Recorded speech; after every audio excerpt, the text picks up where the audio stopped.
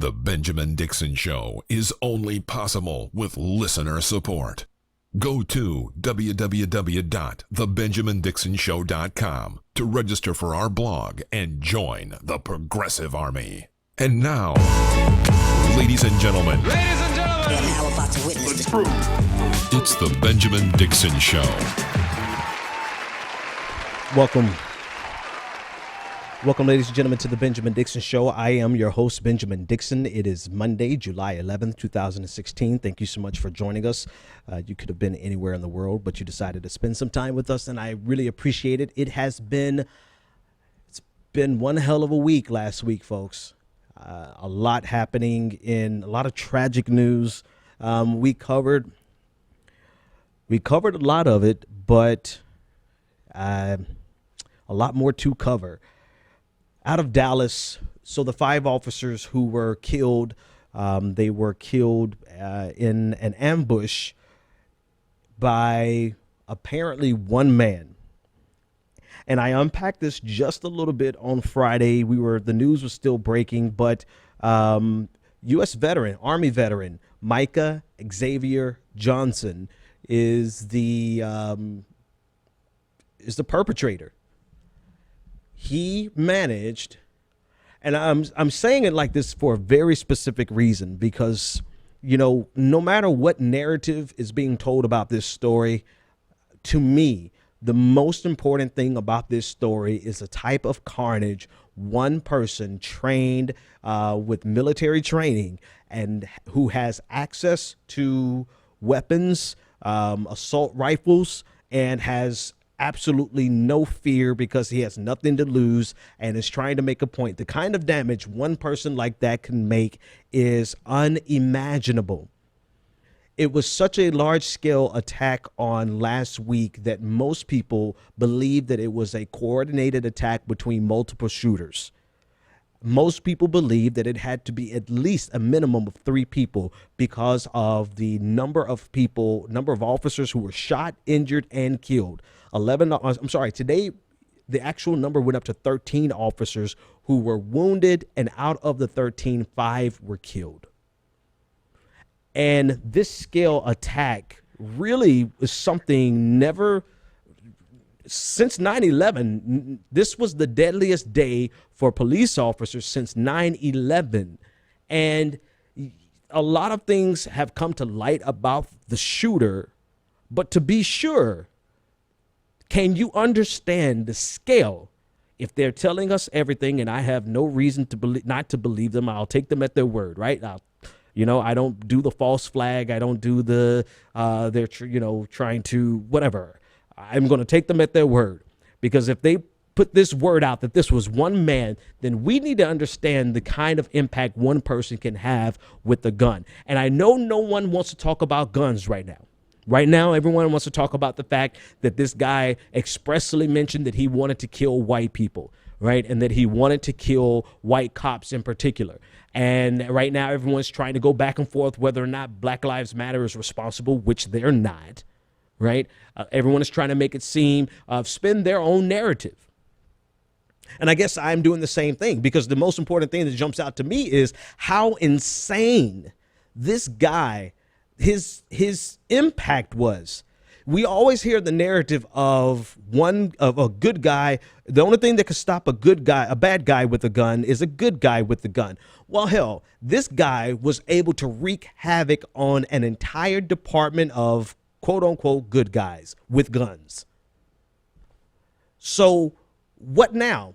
What happens if this was legitimately 3 people with the same level of training that this guy had with the same type of guns? Can you imagine the massacre that would have ensued? Now, what happened was tremendously tragic, was horrific. It should never have happened. He has nothing to do with the black movement. He has nothing to do with Black Lives Matter. I condemn it. If you want to play the condemnation game, of course we condemn it. Right? A lot of people say, "Oh, are you going to condemn this shooting?" What the hell do you mean, am I going to condemn this shooting? Because unlike people who run around saying all lives matter as a means of attacking and marginalizing the Black Lives Matter movement, all lives genuinely matter to me. And so, of course, Of course, this is a horrific event, and I really have a lot to say to that very small subset of people who view this guy as some type of martyr. No. I mean, you could think whatever the hell you want to think, but as for me in my house, I don't fight white supremacy in order to install black supremacy. I don't fight white nationalism in order to install black nationalism. I do not fight against the police murder of black people by using the murder of police officers. If you're looking for that, there's some other channels, some other stations, some other voices that will promulgate that message. But if you've been with me any amount of time, you know that that is not me. And so for people who are actually supporting that, and people who think that this guy is a martyr and that he's a hero and that he's a freedom fighter, from me to you, shut the hell up. Because one, a hero by definition is somebody who has done something admirable that we would like to imitate, that we would dream to become. And unless you are going to go out and do exactly what this guy did, you cannot call him a hero. And if you call him a hero, that means you're willing to go out and do exactly what he did, which means you need to be arrested. So it makes absolutely zero sense for someone to pump this guy up and this is a problem. I went off on somewhere else that I didn't want to go, but I'm here now. So we got to deal with it. This is one of the things that bothers me about a lot of, let me choose my words carefully. Some of the more militant voices in the black community, because they parallel some of the more militant voices in white nationalist communities. White supremacist groups, the type of language and the type of arming up and armed insurrection, and we're going to take the country, and we're going to, the language is very similar.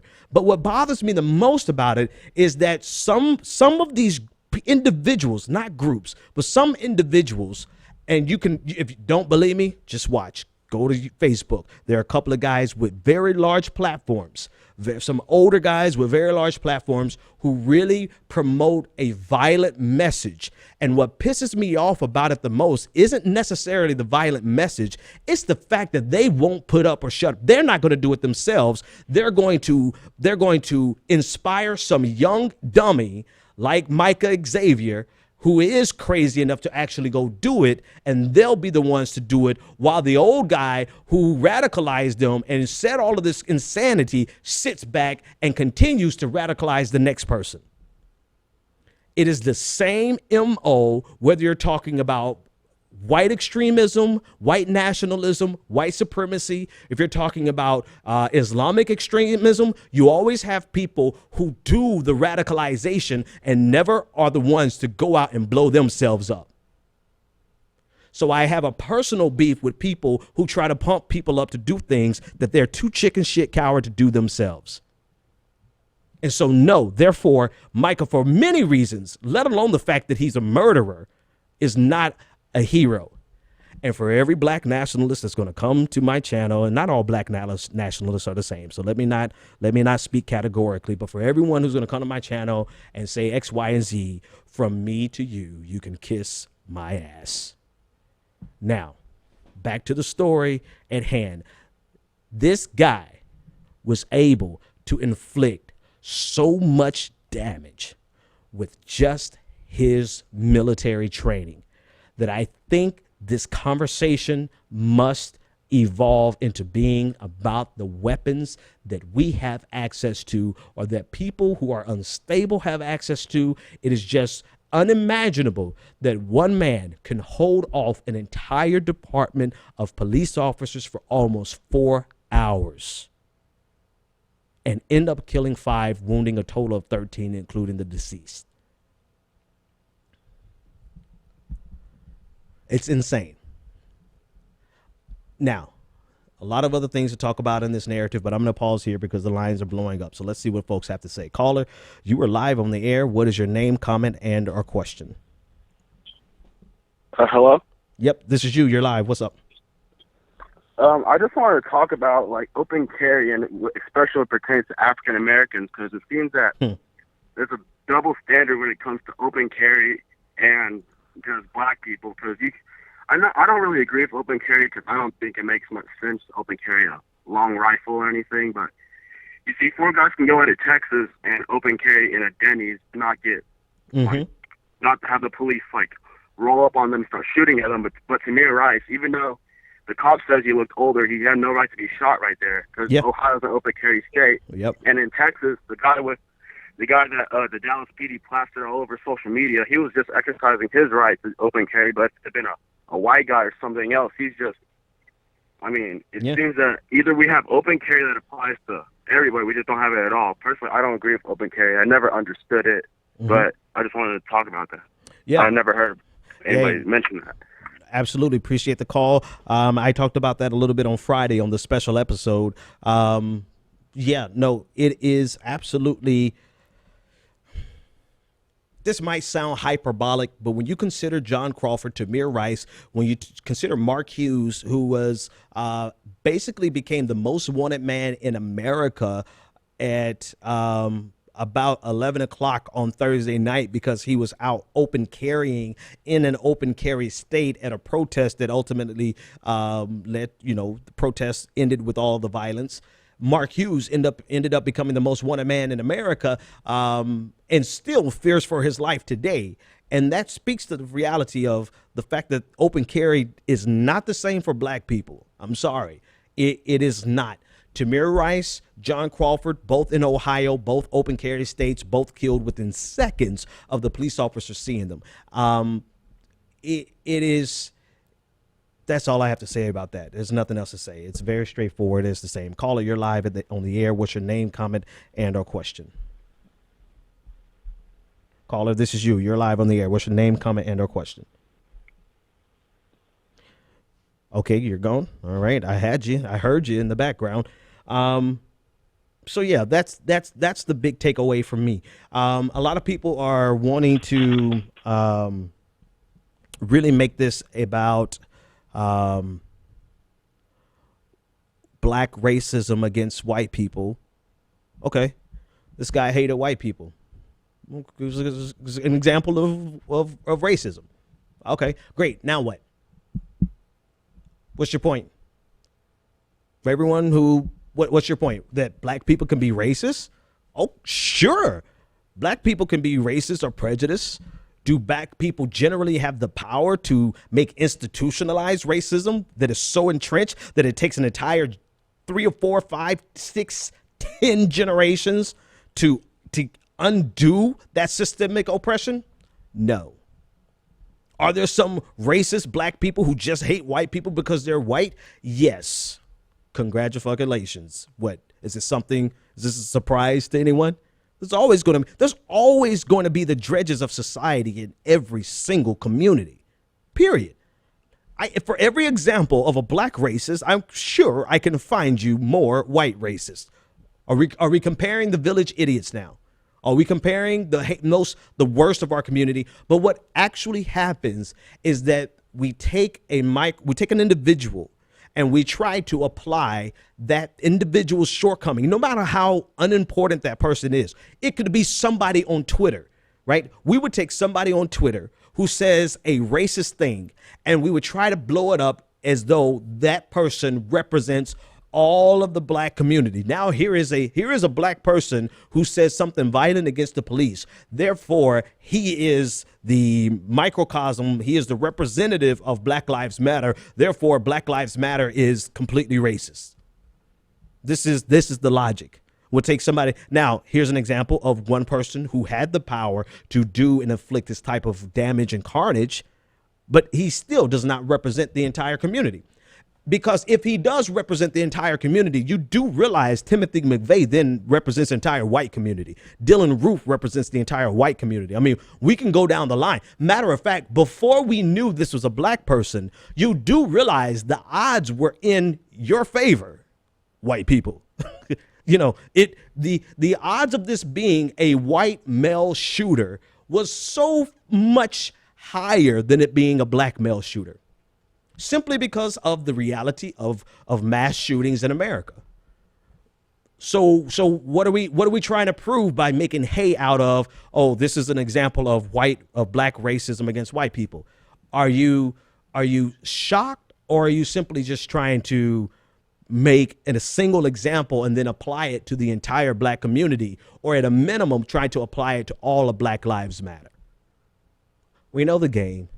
Cut with the games. Stop politicizing it for using these dead white officers. And I don't think all of them were white. I think one of them was Hispanic, if I'm not mistaken. Forgive me for not having that right in front of me. But stop using these slain officers as a political football to try to silence a movement that you disagree with. Caller, you're live on the air. What's your name, comment, and or question? Hey, Ben, it's Bryce. What's going on, man? What's on your mind? Doing good.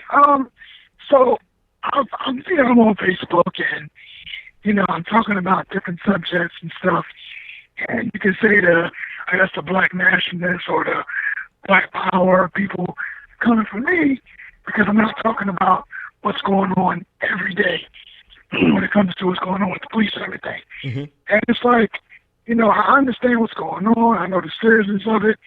Just because I'm not talking about it every day doesn't mean I'm being distracted. I don't care. And that pisses me off because it's like, I know what's going on. I can see. I've been on this earth 28 years. What's going on is messed up. It's stuff obviously things need to change. What's been going on since slavery, and nothing changed on some levels, of course. But it's just like, I didn't like that. I don't like that.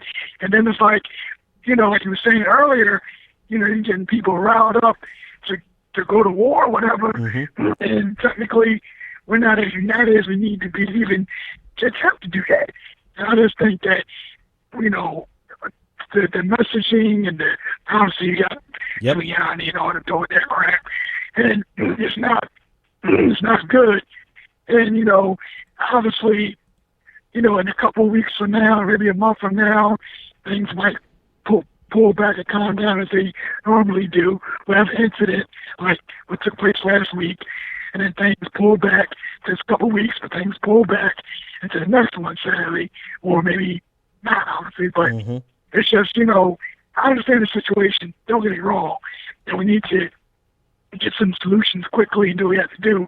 But, the going to war thing, and what's that going to accomplish? I don't know. It's not going to accomplish anything. And then just because I don't talk about it or you don't talk about what's going on every day doesn't mean that we don't know what's going on. Right. We pay attention. We got eyes. It's sometimes it's straining, and it's sometimes like, all right, we got to take care of our families. You got a wife and kid. I got make sure my mom is fine. Like, it's just like, you know what I'm saying? Mm-hmm. It's not like we're not aware. But, and you know how it is, man. Thanks, man. Hey, no problem, man. Thanks for the call. You know how it is. Listen, you're never going to be able to satisfy everyone. We're speaking specifically to the divisions. There are divisions in the black community. There are some people in the black community, and I would say a very small percentage, that actually want to see Micah Xavier Johnson as some type of freedom fighter, as some type of hero, right? And more power to you. I just think that if you don't have the I'm going to say it in the most misogynistic terms. I'm politically incorrect, right? Fuck it. If you don't have the balls to go and do what you're pushing and cajoling someone else to do, then miss me with it. Miss me with all that. Miss me with all this social media warriors. You're just a social media warrior on here pumping other people up who are impressionistic. They're very impressionable. They are susceptible to your insanity, knowing good and damn well that you would never go and do it because you got to go to work and you got to make money to pay for your house. While you're inciting violence amongst younger people. And I am talking to a small group, right? This is almost small enough for me not to even say it on air, but somebody just asked me on Twitter a great question. They compare this to Nat Turner, right? the Nat Turner rebellion, and people who see Nat Turner as a freedom fighter. And then there have been people who try to make parallels between Nat Turner and Michael Johnson. And what do I think about two things, that parallel, and then what do I think about Nat Turner? So listen, if you have me in physical slavery and I am literally, my life is oppressed, like I cannot leave your plantation and go and make a life for myself freely. And at any given moment, you can rape my wife and take my children and separate us. Let me tell you something.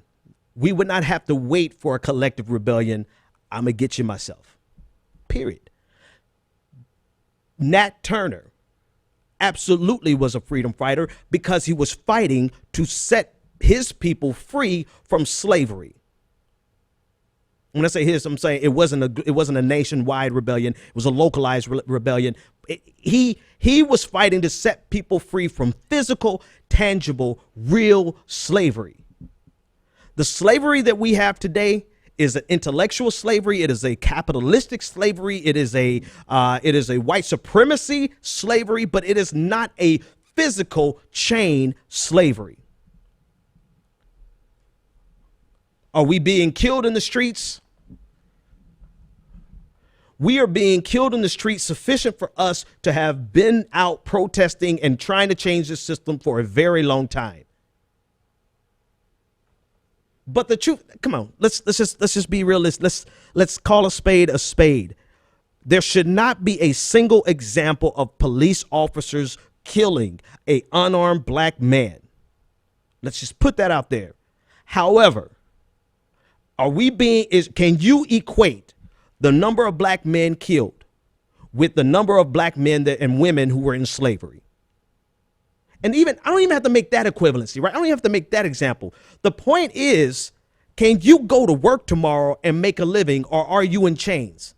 Because if you're in chains, then we need, and literally chains, or if you have to go pick cotton, then yes, you should have, if somewhere in America your ass is still picking cotton, then you should have long time ago picked up a gun and shot your way to freedom. You cannot equate the actual real tangible slavery that Nat Turner rebelled against with the white supremacy that we're trying to flush out of American society. Not in terms of a violent rebellion. You can't. You could think what you want to think, but it's not the same. It is not the same. You cannot compare Nat Turner with Micah Johnson. If you disagree, call 857-600-0518.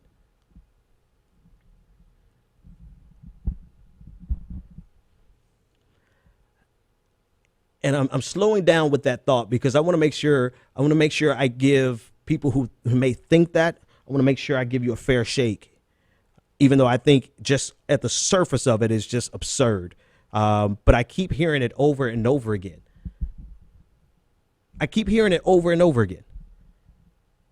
And to me, it's beyond nonsense.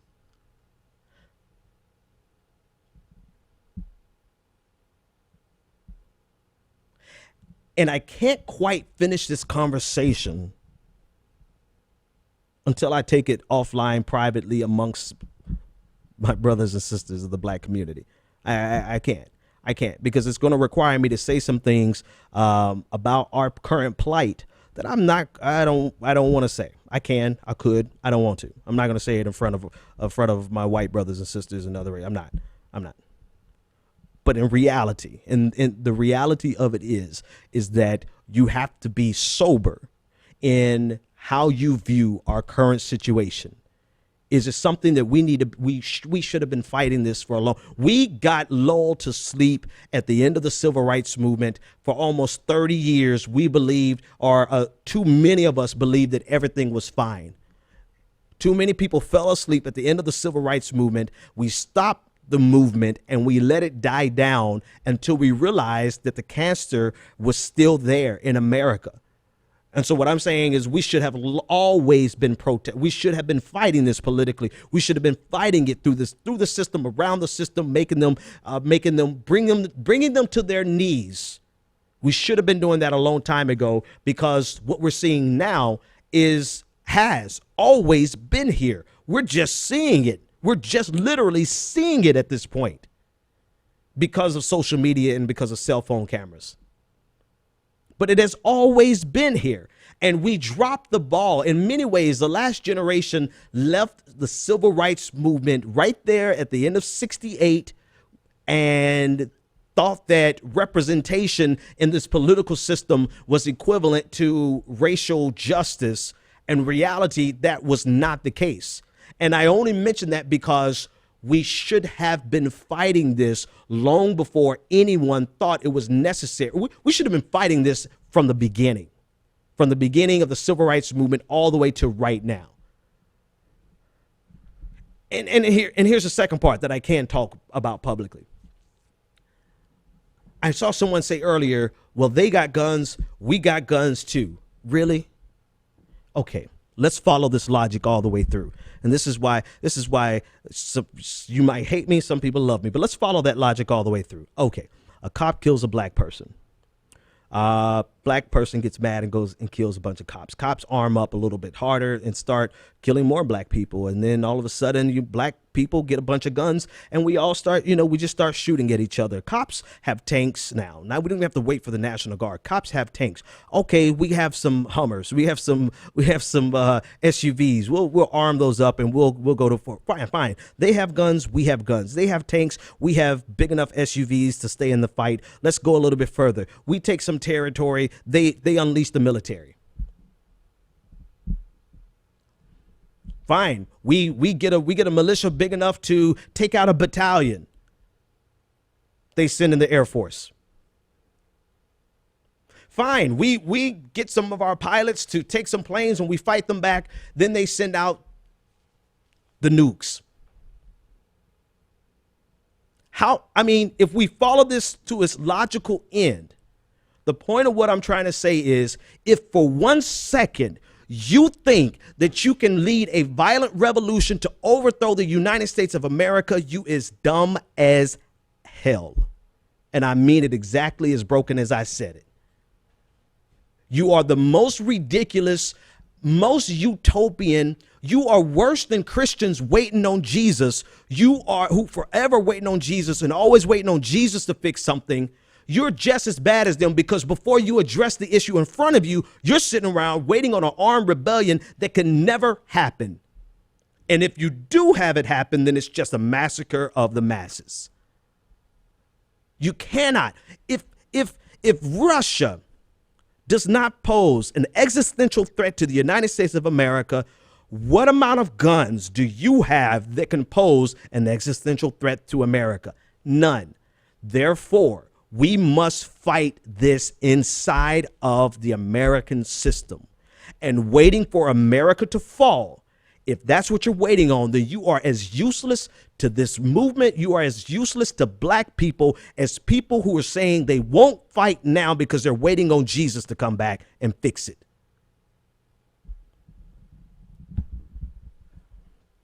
All right.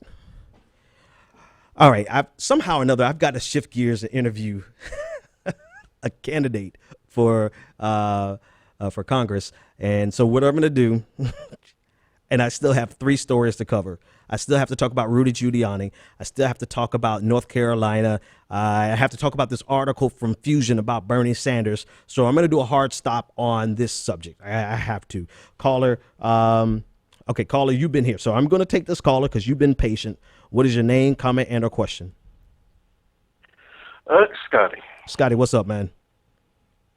Not much, man. Yeah, a lot to unpack there, huh? A lot, man.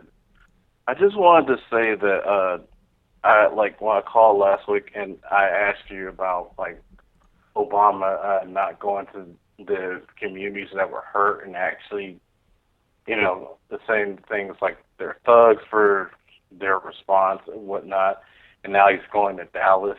And it sort of ties in a little bit to, and I messaged you this on Facebook, where a lot of us black folks feared white liberals more because the whole perception was, well, you'd rather get stabbed in the front than stabbed in the back by somebody who you think is your ally. Mm-hmm. And well, that's not necessarily true anymore, because now I think the people who we have to worry about the most are the black literacy class, and because they at least operate under the whole spectrum of black unity.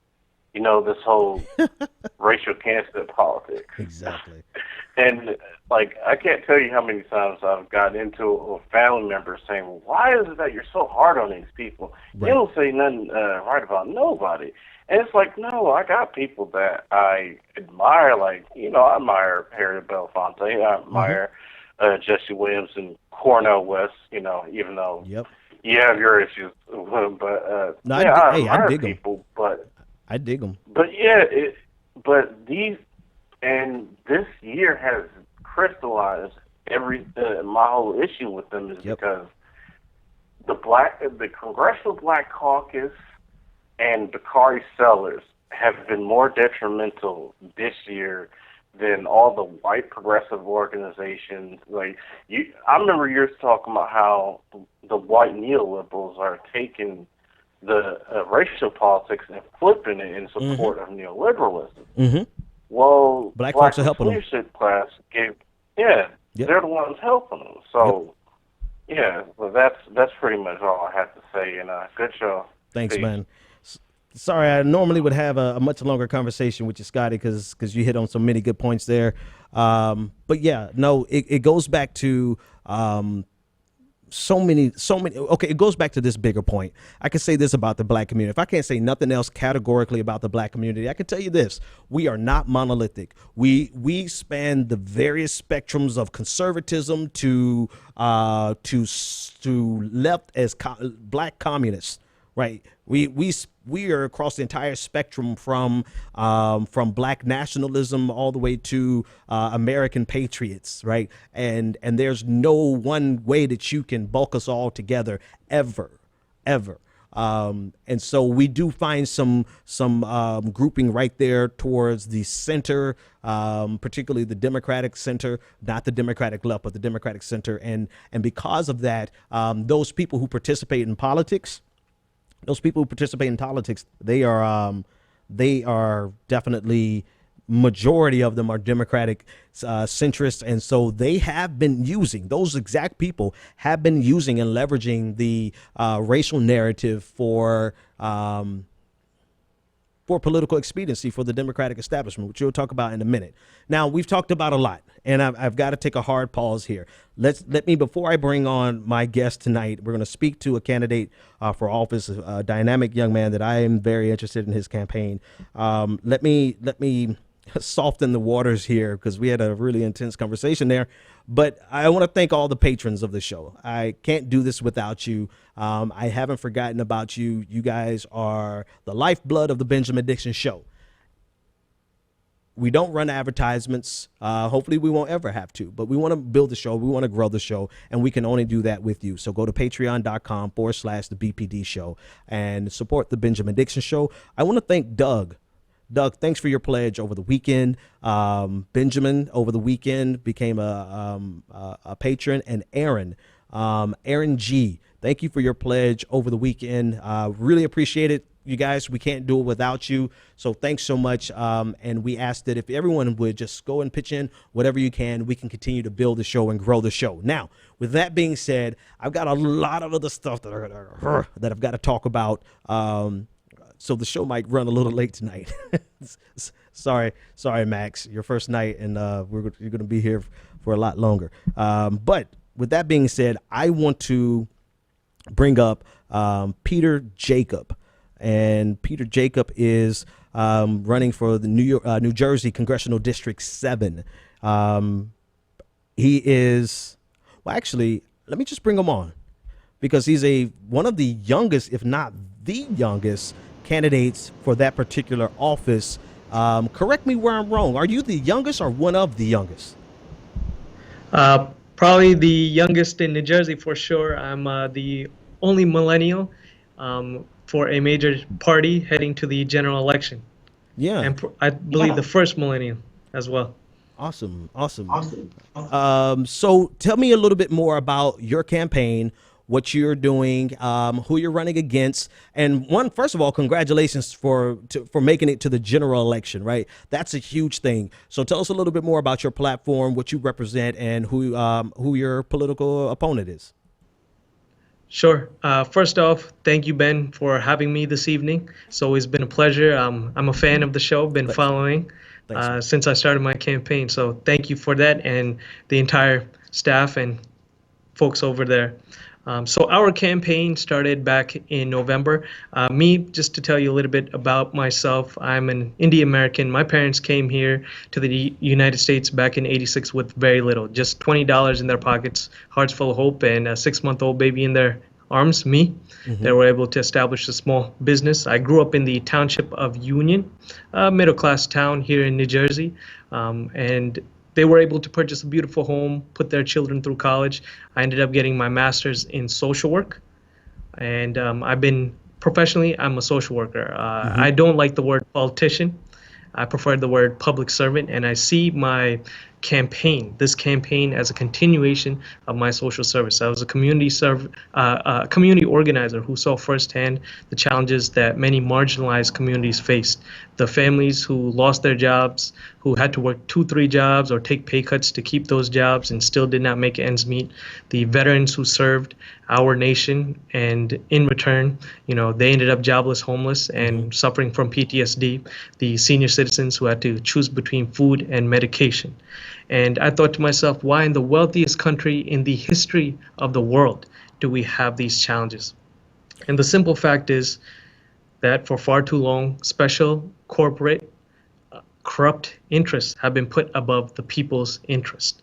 It's very simple that government should be of by and for the people. It's we the people, not they the corporations. And to me, enough was enough. You might have heard that quote before, and this was definitely the opportunity this was definitely the year to seize that opportunity to bring about the change we want to see in our communities, our state, our nation, and our world.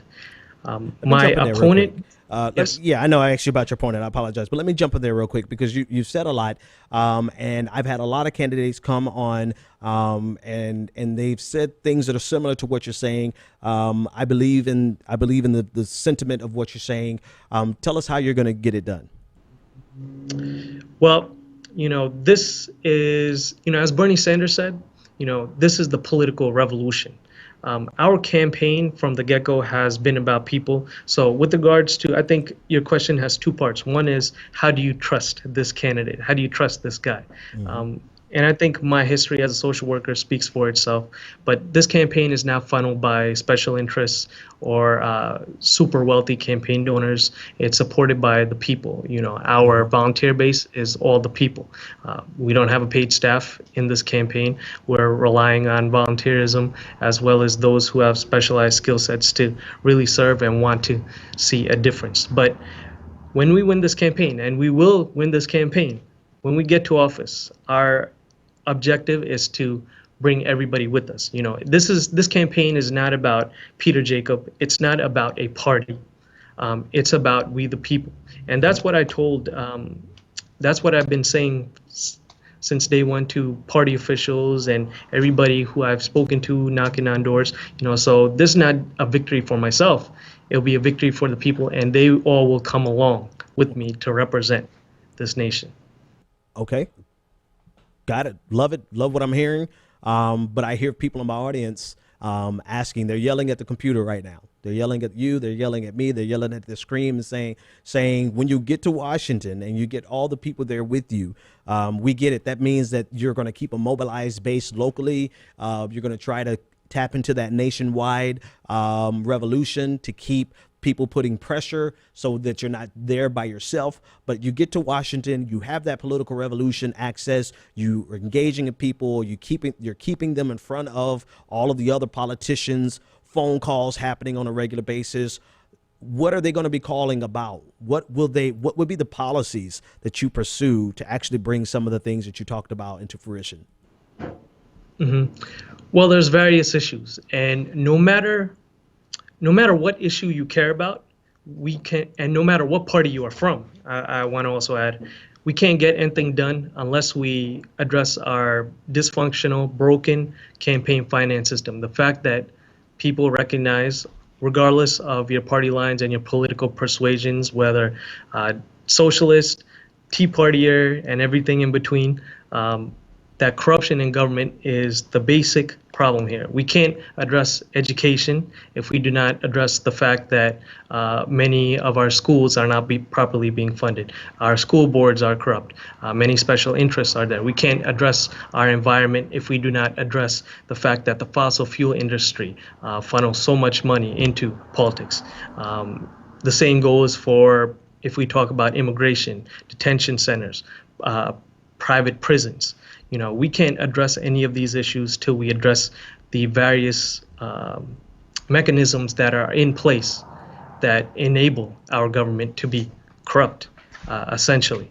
So what I support, there's two things that I support. The first is the We the People Amendment that basically says that corporations are not people, money is not speech. And the other thing I support, and it was been put forward by an organization called Represent Us, that's the American Anti-Corruption Act, where, overturning Citizens United will be a long fought battle. I think the American Anti-Corruption Act provides a lot of promise. It's about, if you are a congressperson or at any level of government, in fact, you can't take money from the interests that you regulate. It addresses the revolving door. It addresses public financing of election and how, contributions and defining lobbyists and all that stuff is in place. And in fact, many cities and municipalities throughout the nation, including 4 of them right here in the state of New Jersey, have passed resolutions in their municipalities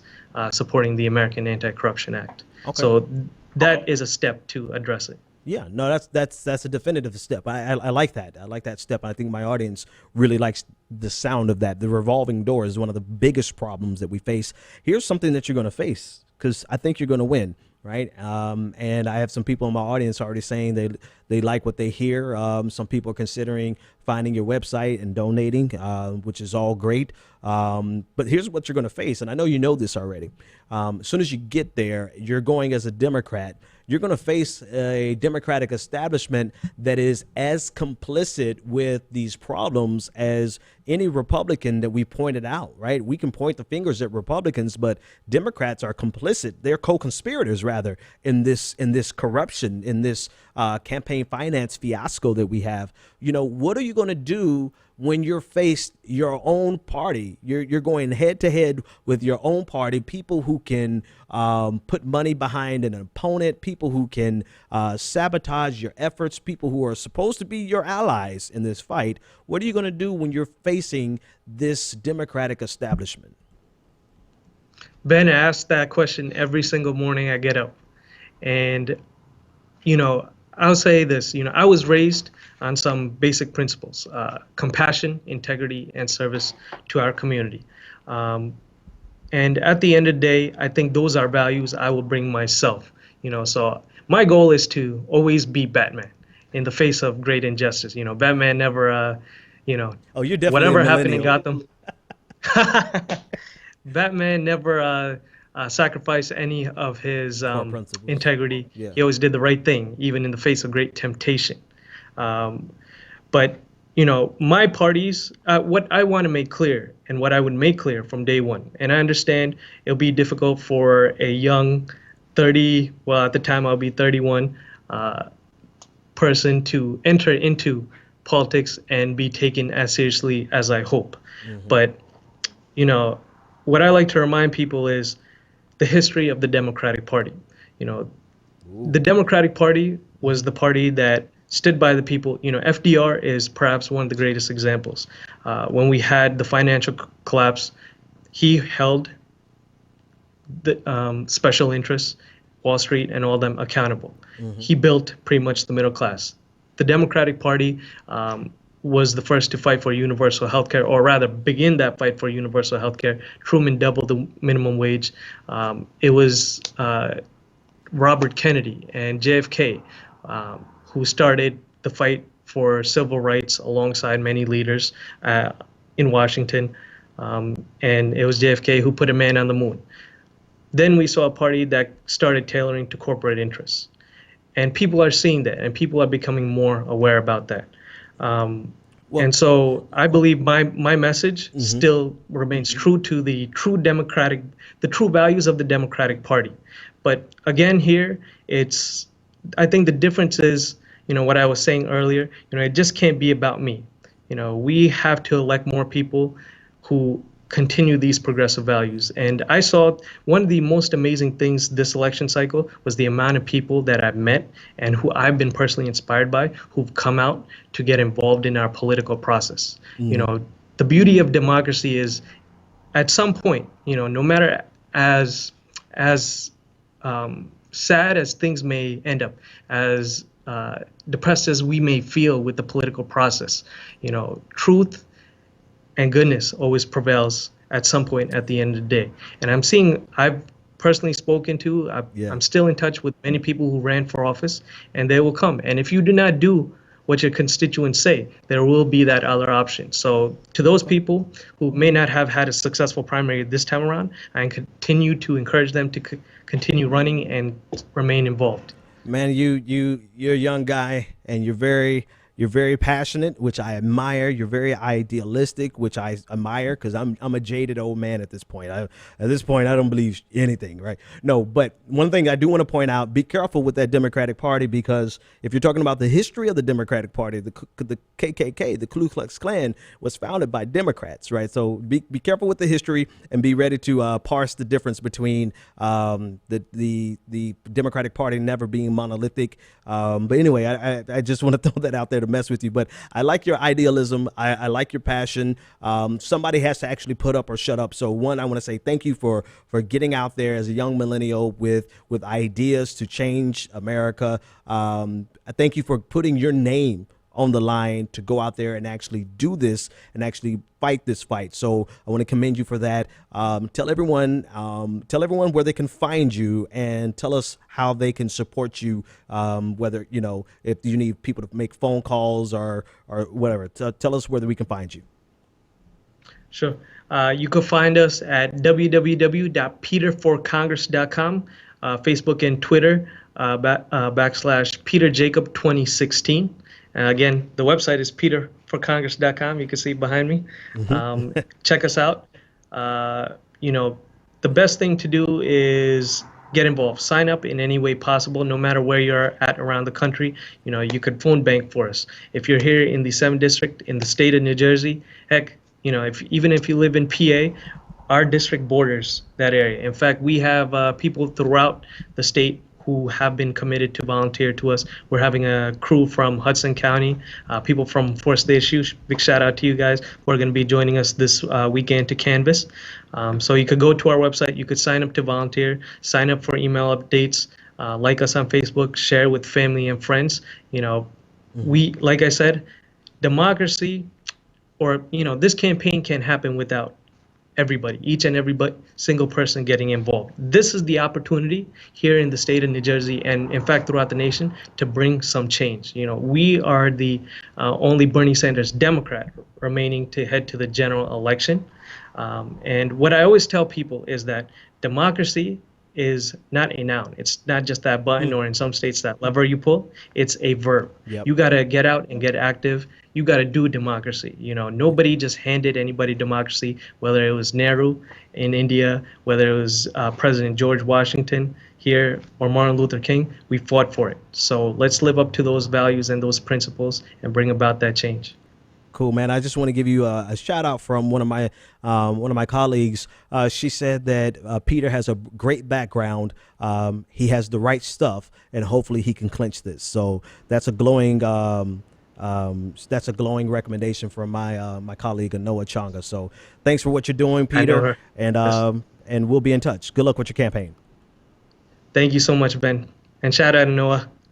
857-600-0518. Ladies and gentlemen, if you want to join the conversation, you can do so at this time. Okay, let me blow through some stories. I needed that interview to bring me off the ledge, man. I was ready to throw something at the camera, not because somebody asked me the question, and I'm glad they asked me the question because I've been wanting to address that all weekend about Nat Turner versus Micah Johnson, right? So, the question was perfect. Thank you for the question because you just reminded me of what I've been needing to address all weekend. But thank you to Peter for bringing me off the ledge because that type of comparison really is, that type of thinking, that illogical thinking that people don't take it to the logical extreme. That thing makes me want to jump out a window and take a whole bunch of people with me. Just drives me insane. But so before I go back into that, let's talk about Bernie Sanders, because that is Peter was talking about Bernie Sanders, and it brings me to the article from Fusion that a lot of people have been talking about all day long. I did my best to wait till tonight to discuss this article, but to no avail. I had to talk about it on Twitter at length. And the article is by Terrell Jermaine Starr. And the article is entitled "How Bernie Sanders Lost Black Voters." And it's a well-written piece. So, and I think it's probably doing really good. So from one media head to another, congrats on a great successful piece. A lot of hits. That's a big thing for people in media. I think that I'm trying to think of all the positive things I could say about it first. Well, anyway, okay. So I'm not gonna address the article per se, but what I do want to address is that hopefully, I really hope that this is the last. I hope this is the death pangs. This is the last jerk and whatever of this narrative that Bernie Sanders had a minority problem. Now, this one's different. I'll give it to this. This one, he actually sourced and went to some of the black staffers for Bernie Sanders, and you read the article. Go read the article, and it's a good article in that he has some inside information from people who worked, and I actually can vouch for some of it, right? Because I was approached by some staffers. I won't name the names, but I was approached with a similar story, with the exact same story, right? But it never, I guess they ended up going over there, which is cool. Well, I can understand why, right? But I can vouch and validate some of his sources that this is something that was the reality for the sentiment and the reality for some of the black Bernie Sanders staffers was that Bernie Sanders' team, even though Bernie Sanders was sincere, some of the leadership in his team were not providing adequate resources, did not show that they were truly interested in getting the black vote. Now, this is something that I've heard from people in that article, as well as people who are not quoted in this article, right? And so this is what Terrell actually presented. And so I have no qualms with that whatsoever, except for this minor detail, right? Everyone's reality is their reality, and we need to give respect and space for their reality. There are some black staffers on the Bernie Sanders team who felt that Bernie Sanders slighted the black community. There are people who are not on Bernie Sanders teams who felt that way. However, there are other black staffers on Bernie Sanders' team who completely reject that notion that I've spoken to. Right. There are other staffers on Bernie Sanders' team who have a totally different reality than the one that Terrell shared, that Terrell Starr and Fusion shared. Right. And I'm only saying that not to criticize his article. I'm saying that because we have to be careful in media or I would hope in an idealistic sense, this sense that we would be careful not to pass off someone's subjective reality as though it is an objective truth. And that's one of my biggest qualms with a lot of media in general. You know, when I tell you that I'm giving you an opinion, I'm pretty clear about it. This is my opinion. And I never try to pass off my opinion or my sources who are giving me their opinion as though it is the objective truth. And in a lot of ways, the narrative that not only Terrell was forwarding, but many of those in black media are forwarding is the subjective reality that someone experienced. But there's always two sides of every story, right? There's vantage points for everything. No one sees things. And the best example is the example in the article about Morehouse, where there was a Bernie Sanders staffer who went in advance to set up a rally at Morehouse. And this was a black staffer. And the story that was the vantage point or the particular narrative that Terrell forwarded was one that this black staffer, and even right, it was this sense of sensationalization that even the black Bernie Sanders staffers didn't really value the black community, because this black staffer who went to Morehouse was so disrespectful to the people at Morehouse that they had to call and report it to the Vermont main office. Well, you know, there's a different perspective on that, and that is the other individual involved in that kerfuffle. Now, I'm getting into the weeds, but I'm going to, you know, hopefully you've read the article. It's been out. It's been retweeted like 50,000 times. It's a really popular article. I'm getting into the weeds because if we're going to present someone's perspective as a objective truth, as evidence that there is a problem, then you damn well better have the alternate voice. That is, if you're trying to be an unbiased observer. Which gets me to the ultimate point of my only reason I bring this up is that too many journalists, quote unquote journalists, are passing off, and they have been doing this forever, but very maliciously so in this primary season, particularly black journalists, have been passing off this narrative of Bernie Sanders having a quote unquote minority problem. They've been passing it off as objective reality, when in reality, it is just their commentary. Even when you, and let's go to journalism school, even when you present someone's subjective reality, this is what they believed happened to them. Therefore, it is something that should be heard. It is something that should be respected. It is something that people should give space to, listen to, hear, and make, because there's two sides of every conversation. So, but even when you're presenting that, unless you have the countervailing voice, then you cannot present it as though it is the objective truth. And that is something that we are notorious for doing in this clickbait society, is that we take someone's opinion and we pass it off as though it is good as gold. Yes, to be sure, there are black Bernie Sanders staffers who have complaints about the campaign. I probably wouldn't say much if the campaign had won, because that's just how it goes. We do remember the great falling out of Hillary Clinton's campaign in 2008. I mean, you think this is ugly. You should take a look back at how people were betraying, just cutthroat, saving their asses for Hillary Clinton. This is what people do. And not to belittle their subjective reality. This is what they experienced. This is what they felt. Respect that. But that can't be passed off as though it is an objective truth. Not if you are trying to present yourself as a legitimate journalist who wants to present the facts instead of trying to forward a narrative. The way I know this, now this is just another part of the narrative in this article was that people felt as though he didn't believe in the black community because he wasn't giving the necessary resources and funding to his black team, the team that was responsible for African-American outreach.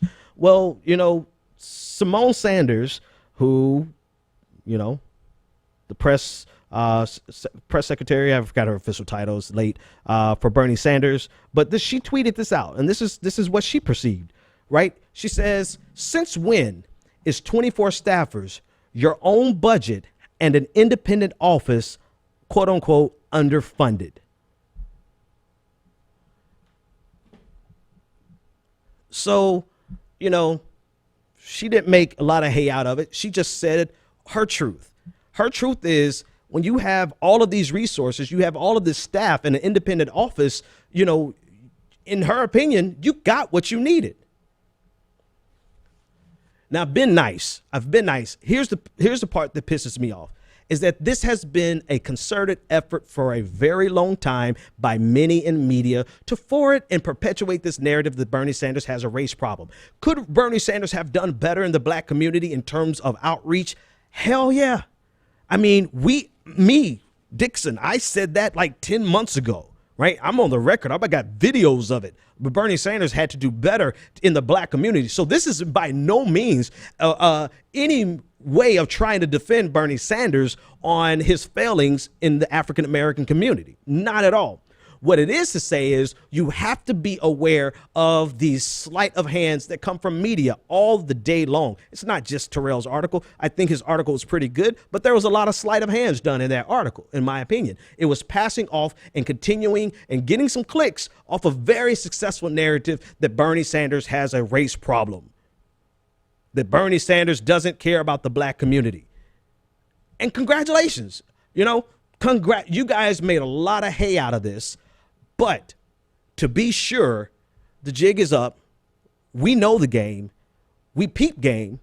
And we know exactly what to do going forward. So thank you for putting all of your cards on the table, because we know, and I'm not even speaking on behalf of Bernie Sanders' campaign. I'm speaking on behalf of the lengths to which the Democratic establishment and the media establishment, the political and economic and media elite go to protect the establishment. We see now the lengths that you would go. I mean, everything from the New York Times down to Fusion, down to clickbait sites, it has all been about getting those clicks as an African American pushing this narrative. And then, of course, you had a couple white people do the same thing. But the point of it is, once Bernie Sanders endorses Hillary Clinton tomorrow,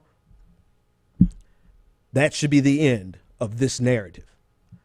And what we need to do as progressives is to take every single article that they use, that they put out to push this narrative, and use it. Don't throw it away. Don't dismiss it. Don't try to debunk it. Don't try to do anything but use it against them. That's their strategy. That's their play. Fool me once, shame on me.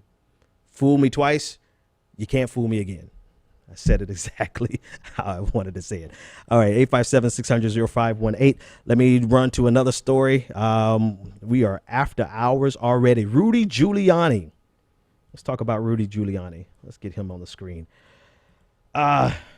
So Rudy Giuliani, being Rudy Giuliani, went on Face the Nation yesterday. And, this dude can't go, he's got a vested interest in promoting false narratives about the black community.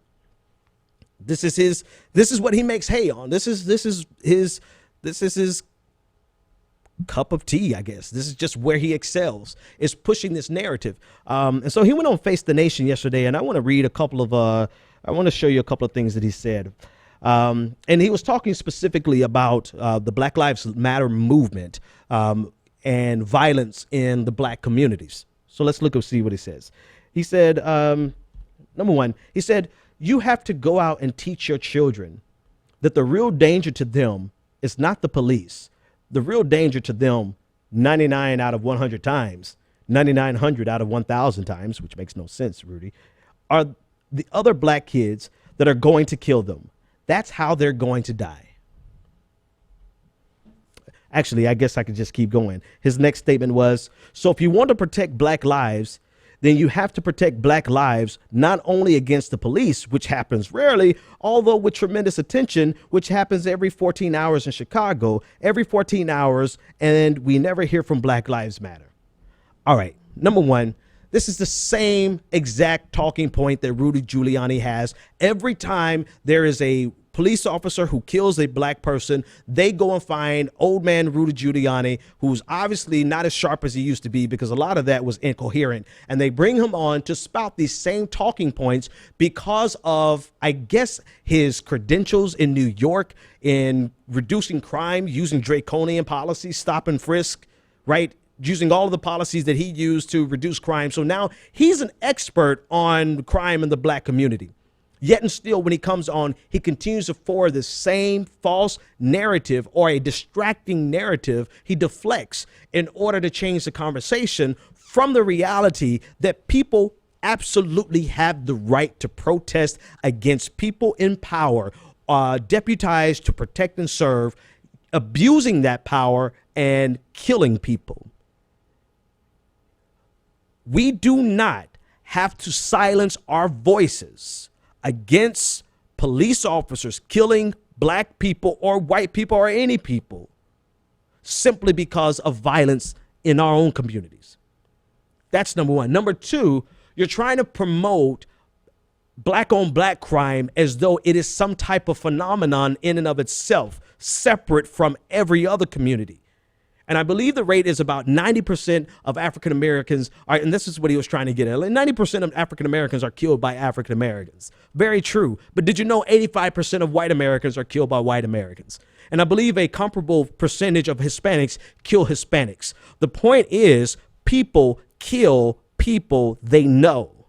And if anything, this simply speaks to the fact that many of our communities are still segregated.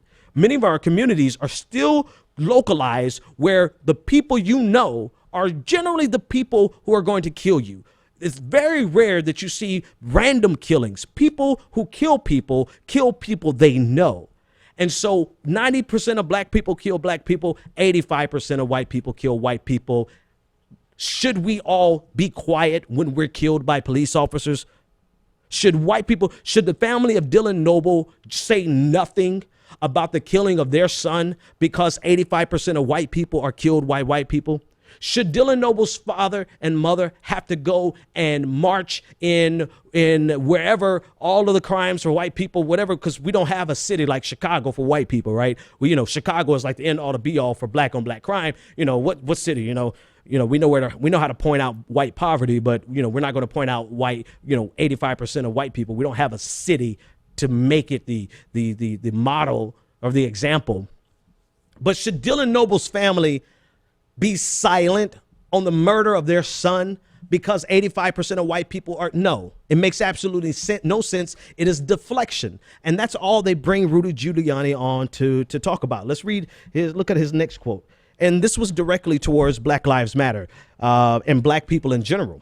He said, "They sing rap songs about killing police officers, and they talk about killing police officers, and they yell it out at their rallies, and police officers hear it.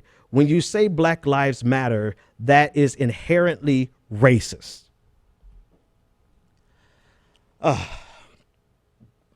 Rudy, so much. You ever hear something so stupid it just makes your head hurts? Okay.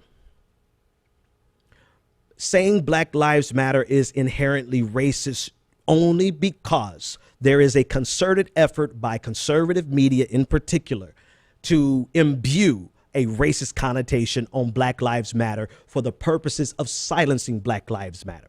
Because, as I stated last week, if we ever have to unpack the real meaning and the need for Black Lives Matter, then we're going to have to unpack a lot more than just white officers killing black people.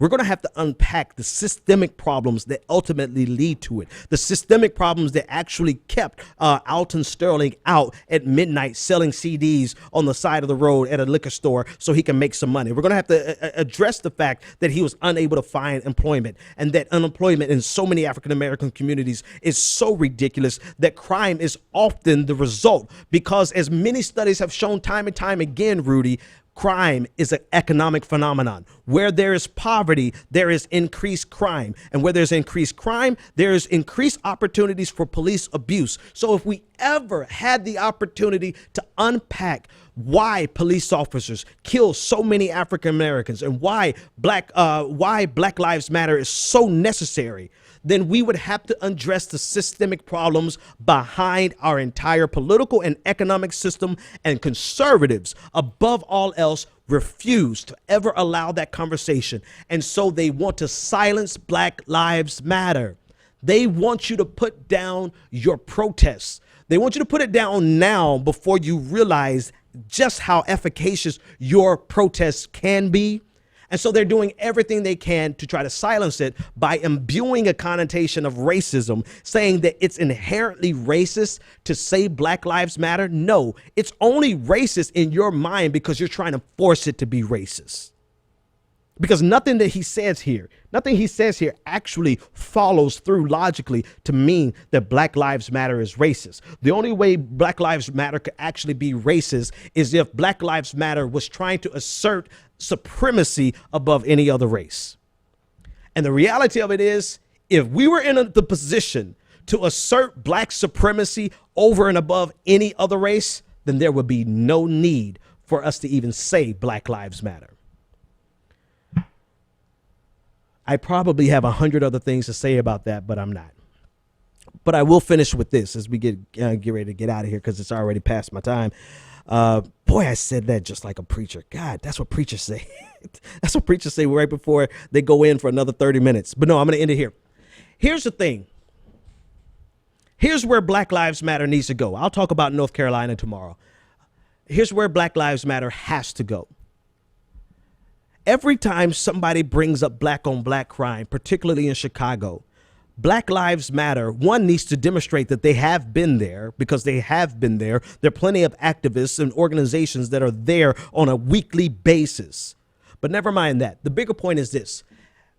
Black Lives Matter needs to become not just a racial justice platform, but an economic progressivism platform. Because at the root of a lot of these murders, at the root of the police systemic oppression that happens, it's happening in poor and marginalized communities. It's not just happening in Black communities, it's happening in poor communities. And if you see that there's a direct parallel between police violence and black on black crime, and that parallel, that common thread is poverty.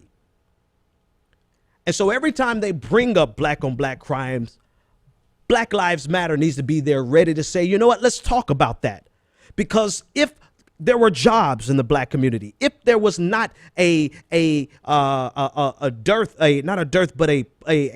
desert of jobs, a desert of opportunities, just barren. The Black communities have been gutted by an economic system. If we did not have that problem, there will be options for Black people. There will be options for Hispanic people. There will be options for people who live in these ghettos. The black white supremacist David Clark, I believe, Cheryl Clark, you know, the black white supremacist from Dave Chappelle, he said last week, we don't need to fix the police. We need to fix the ghettos. You know what? We need to fix the police and we need to fix the ghettos, but you're not willing to have the conversations necessary to fix the ghettos, because the conversations necessary to fix the ghettos, they are an economic conversation.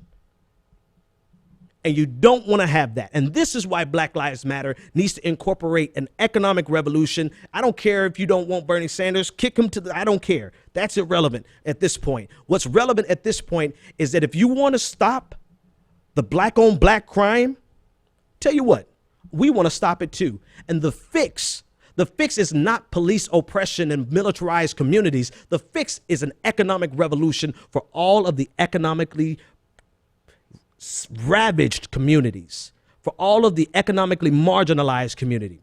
But you know what? They don't want that. All they want to do is use black on black crime to deflect from racial justice issues. So I say we hit them where it hurts. We hit them on both. Because you're not going to see the type of marginalization by police officers in the wealthy and affluent communities. You're not. And if we can find a way to revolutionize these economically barren and deprived communities, then we can do both. So Black Lives Matter needs to be both. I'll unpack that more another day. It's already 10:15. I'll see you guys tomorrow. The Benjamin Dixon Show is only possible with listener support. Go to www.thebenjamindixonshow.com to register for our blog, join the Progressive Army, and support The Benjamin Dixon Show. It's Ben Dixon! If you like this episode, be sure to share, like, and subscribe.